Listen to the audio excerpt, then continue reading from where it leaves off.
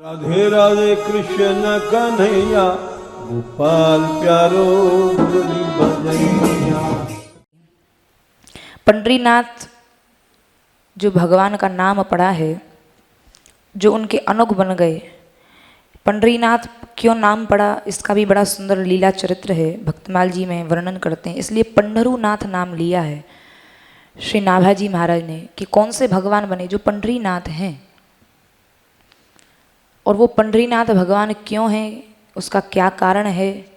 क्योंकि श्री पंडरीनाथ भगवान जो भक्तों के अधीन रहते हैं, जो भक्तों के ही सदैव उनके ही विषय में सोचते हैं, भक्तों के अनुग जो रहते हैं, ऐसे पंडरीनाथ भगवान एक बड़े उच्च कोटि के मातृ पितृ भक्त हुए हैं श्री पंडरीनाथ जी।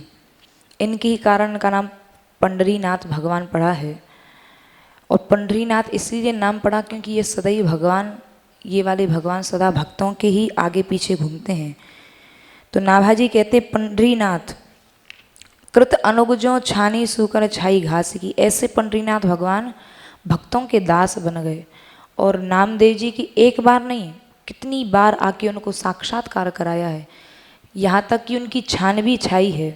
तो श्री पंडरीनाथ भगवान कैसे हैं, जो एक पुंडरीकनाथ भक्त हुए हैं, जो परम वैष्णव थे और मातृ पितृ भक्त थे।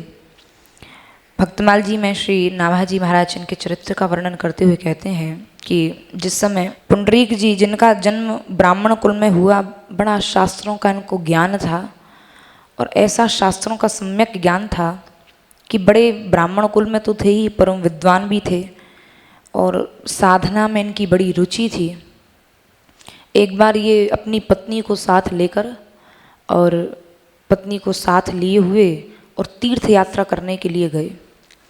और तीर्थ यात्रा करते हुए जब ये काशी पहुँचे हैं, तो काशी में पहुँचने के बाद एक पंडा के घर पे ये रुके और वहाँ पंडा के घर पे रुककर वहाँ पर रात्रि में इन्होंने एक बड़ा विचित्र दृश्य देखा। पुंडरीक भक्त ने वहाँ इन्होंने देखा कि जैसे ही रात्रि हुई, रात्रि होते ही उन पंडा जी के घर में और बड़े ही दिव्य दिव्य दिव्य पुरुष, दिव्य दिव्य स्त्रियाँ, दिव्य जिनका स्वरूप है, वो पंडा जी के आंगन में उतर रहे हैं। और पंडा जी ने उनको प्रणाम किया। प्रणाम करते ही वो जितने दिव्य पुरुष स्त्रियाँ थे वो सब के सब अब पंडा जी के घर में कोई झाड़ू लगाने लगा, कोई बुहारी लगाने लगा, कोई उनके घर में जल भरने लगा, कोई कैंकर करने लगा। अब ये जो पुंडरीक भक्त थे, उन्होंने देखा ये बड़ा विलक्षण दृश्य है, रात्रि में जहाँ कोई नहीं है, ये बड़े दिव्य दिव्य पुरुष आंगन में उतर रहे हैं, ये कौन है? और आते ही सब सेवा करने लगे। कोई उनके झाड़ू लगा रहा है, कोई उनके घर की, कोई उनके घर में जल भर रहा है, कोई कैंकर कर रहा है, कोई जल छिड़क रहा है।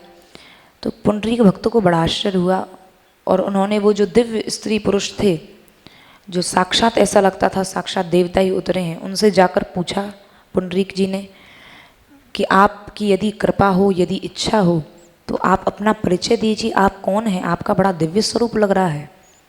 तो पुंडरीक भक्त ने जब पूछा है तो उन देवियों ने कहा कि हम गंगा हैं, हम यमुना हैं, हम सरस्वती हैं, हम अमुक देवी हैं, हम अमुक देवता हैं।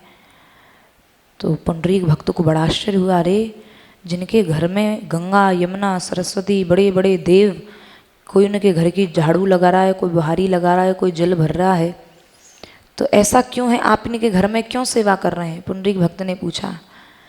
तो उन देवियों ने कहा कि जिनके ये पंडा जी बड़े मातृ पितृ भक्त हैं, इनके मातृ पितृ भक्ति के कारण हम वशीभूत होकर इनके घर की सेवा कर रहे हैं और अपने आप को हम कृतार्थ समझते हैं कि ऐसे भक्ति के घर की सेवा करने का हमें अवसर मिल रहा है।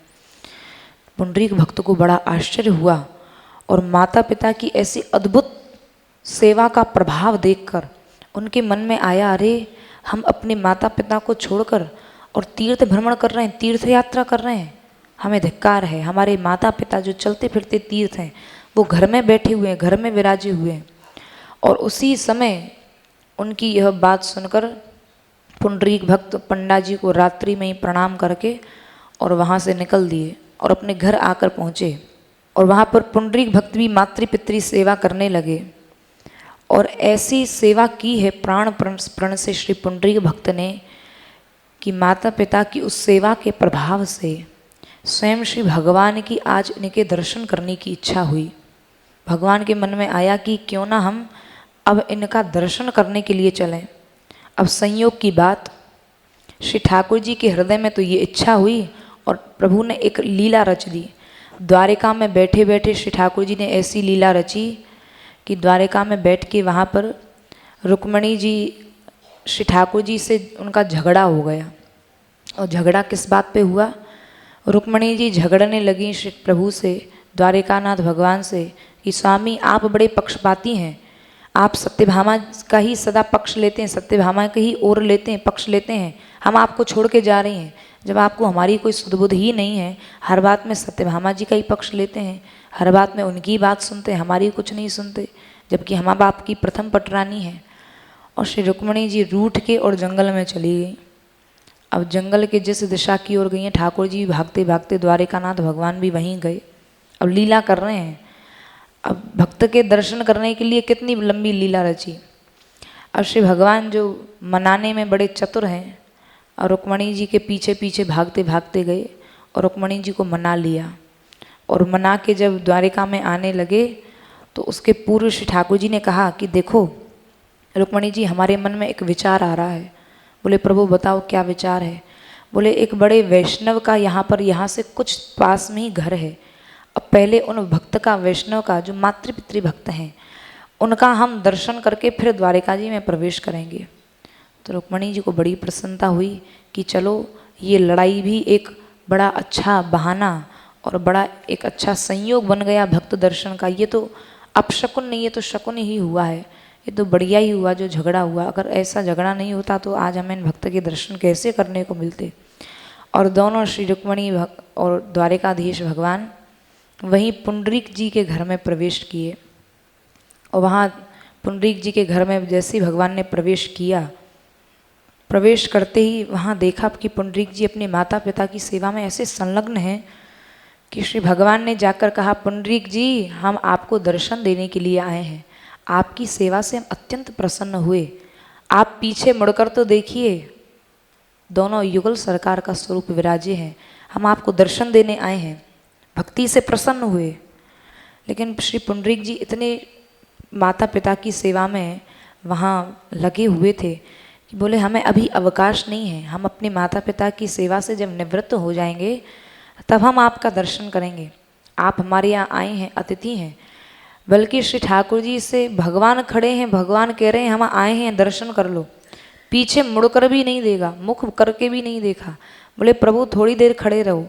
और एक ईंट का टुकड़ा लेकर श्री भगवान को कहा आप इस पे बैठ जाइए। श्री ठाकुर जी ने उस ईंट के टुकड़े को स्वीकार किया और वहीं पर खड़े हो गए। तो ईंट पर भगवान खड़े हुए, इसी से पुंडरीकनाथ भगवान का नाम वहाँ पड़ा इट्ठल। ईंट से इट्ठल, क्योंकि ईंट पे खड़े रहे। और इट्ठल से ही फिर बिट्ठल हुए। और जो महाराष्ट्र के भक्त हैं, संत हैं, उनके पदों में, उनकी रचनाओं में इट्ठल श्री भगवान का नाम भी कहीं कहीं आता है। और इसी को फिर इट्ठल से फिर बिट्ठल श्री ठाकुर जी हुए हैं। तो पुंडरीनाथ भगवान जो भक्त थे, पुंडरीक भक्त, उनके दर्शन करने के लिए श्री ठाकुर जी गए मातृपितृ भक्ति से प्रसन्न होकर। इसलिए पुंडरीक भक्त के दर्शन करने गए तो इसलिए पंढरीनाथ उनका हुआ है। और फिर वहीं जाकर उनको यह विट्ठल नाम भी प्राप्त हुआ है।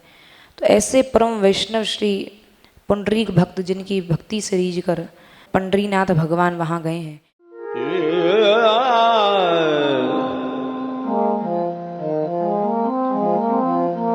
ये